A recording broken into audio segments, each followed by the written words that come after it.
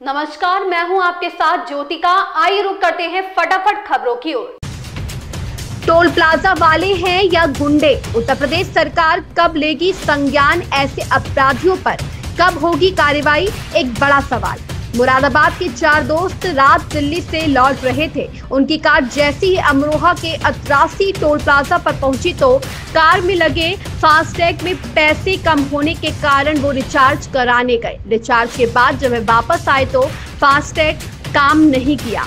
युवक ने नगद भुगतान करने की बात कही। इस पर टोल कर्मी से उनकी बहस हो गई। दूसरे युवक ने बदसलूकी का वीडियो बनाना शुरू कर दिया। इस दौरान 10 से 15 टोल कर्मी वहां आ गए और चारों के साथ मारपीट शुरू कर दी। मारपीट में एक युवक का कंधा टूट गया। पुलिस ने 10 से 15 अज्ञात टोल कर्मियों के खिलाफ मुकदमा दर्ज किया।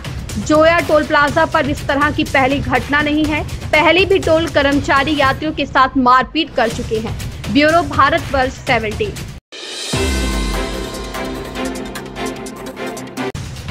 प्रयागराज सोराव राजस्व विभाग की मिली भगत से ग्राम प्रधान के द्वारा नवीन पड़ती पर कराया जा रहा है भवन निर्माण।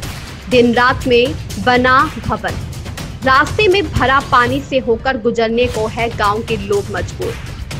सोराव तहसील के अंतर्गत ग्राम पंचायत ताजुद्दीनपुर मौजा नसीरपुर में गाटा संख्या 360 नई नवीन पड़ती पर राजस्व विभाग क्षेत्र लेखपाल रमेश पटेल व ग्राम प्रधान सुनीता देवी सूत्रों के द्वारा जानकारी प्राप्त हुई कि दोनों लोगों के साठगांठ करके मिली भगत से यह कार्य कराया जा रहा है। लोगों द्वारा बताया गया कि ऊंची पकड़ के चलते भवन निर्माण कार्य नहीं रोक जा सकता है। वहां जाने पर गालियां देता है। सूत्रों की माने तो दिन रात में मकान तैयार किया जा रहा है। एक तरफ उत्तर प्रदेश सरकार के मुखिया माननीय मुख्यमंत्री योगी आदित्यनाथ ने यह फरमान जारी किया है कि सरकारी जमीन पर कोई निर्माण कार्य नहीं किया जाएगा। वहीं पर दूसरी तरफ सोराव तहसीलदार के जिम्मेदार अधिकारी राजस्व विभाग के क्षेत्रीय लेखपाल रमेश पटेल व ग्राम प्रधान नसीरपुर सुनीता देवी की मिली भगत से गाटा संख्या 360 पर धड़ल्ले से दिन रात में निर्माण कार्य करवाया जा रहा है। लोगों में चर्चा का विषय बना रहा, जबकि लोगों द्वारा यह भी बताया गया कि 2 वर्ष से एक नाली निर्माण के लिए कई बार ग्राम प्रधान सुनीता देवी, खंड विकास अधिकारी सोराव,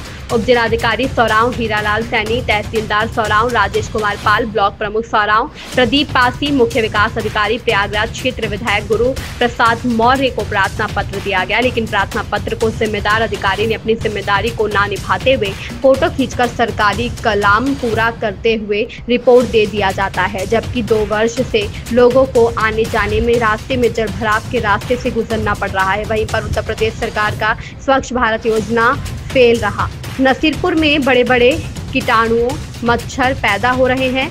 आए दिन लोगों को पानी से होकर गुजरना पड़ रहा है और डेंगू मच्छर से अनेक बीमारियां उत्पन्न हो रही है। जिम्मेदार अधिकारी कोई बड़ी अप्रिय घटना का इंतजार कर रहे हैं। लोगों में यह चर्चा का विषय बना रहा। Bureau Bharatvarsh 17। Oren international Chandigarh में मनाया गया युवा कौशल दिवस।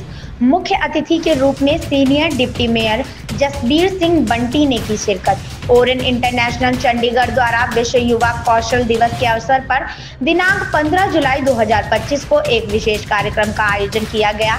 इस कार्यक्रम में माननीय senior deputy mayor Shri Jasbir Singh Bunty ने मुख्य अतिथि के रूप में भाग लेकर छात्रों का उत्साह वर्धन किया।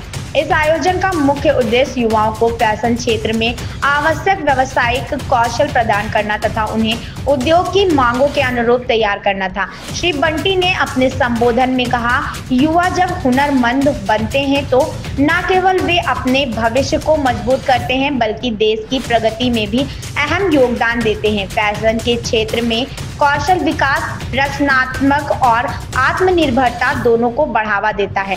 उन्होंने बच्चों को आत्मनिर्भर बनाने के लिए प्रेरित किया और कहा कि आज का हुनर ही कल का उज्जवल भविष्य तय करता है। कार्यक्रम के दौरान फैशन डिजाइन से संबंधित गतिविधियां जैसे डिजाइन प्रेजेंटेशन, लाइव डेमो और स्टूडेंट प्रोजेक्ट्स की प्रदर्शनी आयोजित की गई। छात्रों की प्रतिभा और रचनात्मकता को सभी उपस्थित अतिथियों एवं फैशन विशेषज्ञों ने सराहा।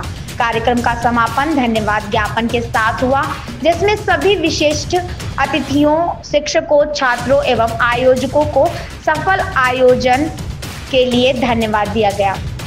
वरिष्ठ संवाददाता सुनील कुमार पांडे की रिपोर्ट।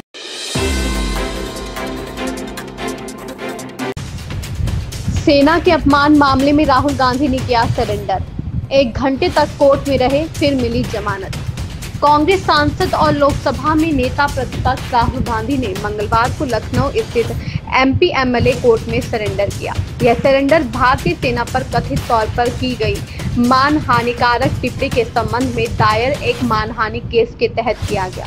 कोर्ट में सरेंडर के तुरंत बाद राहुल गांधी के वकील ने जमानत याचिका दायर की, जिसे कोर्ट ने मंजूर कर लिया और उन्हें जमानत दे दी गई।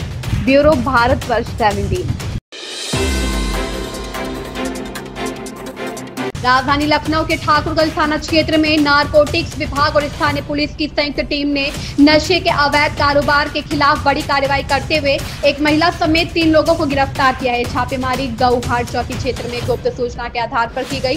पुलिस सूत्रों के अनुसार आरोपी गुपचुप तरीके से प्रतिबंधित नशीले पदार्थों की तस्करी में लिप्त थे और एक संगठित नेटवर्क के जरिए वसंत कुंज सेक्टर आई क्षेत्र में नशे की आपूर्ति कर रहे थे। छापेमारी के दौरान पुलिस ने आरोपियों के पास से प्रतिबंधित नशीले पदार्थ, नकद धनराशि, मोबाइल फोन और कई संदिग्ध दस्तावेज बरामद किए हैं।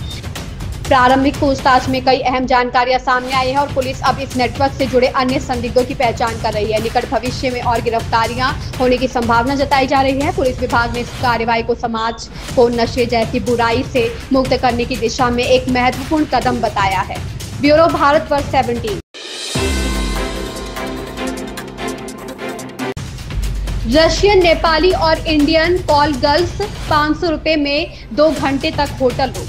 कानपुर में पकड़ा गया क्यूबिकल सेक्स रैकेट। पुलिस जांच में सामने आया है कि यह रैकेट पूरी तरह से एक संगठित और डिजिटल नेटवर्क की तरह काम कर रहा था, जिसमें नाबालिगों से लेकर विदेशी लड़कियों तक को शामिल किया गया था। कानपुर के कल्याणपुर इलाके में संचालित एक हाई प्रोफाइल सेक्स रैकेट का पर्दाफाश हुआ है।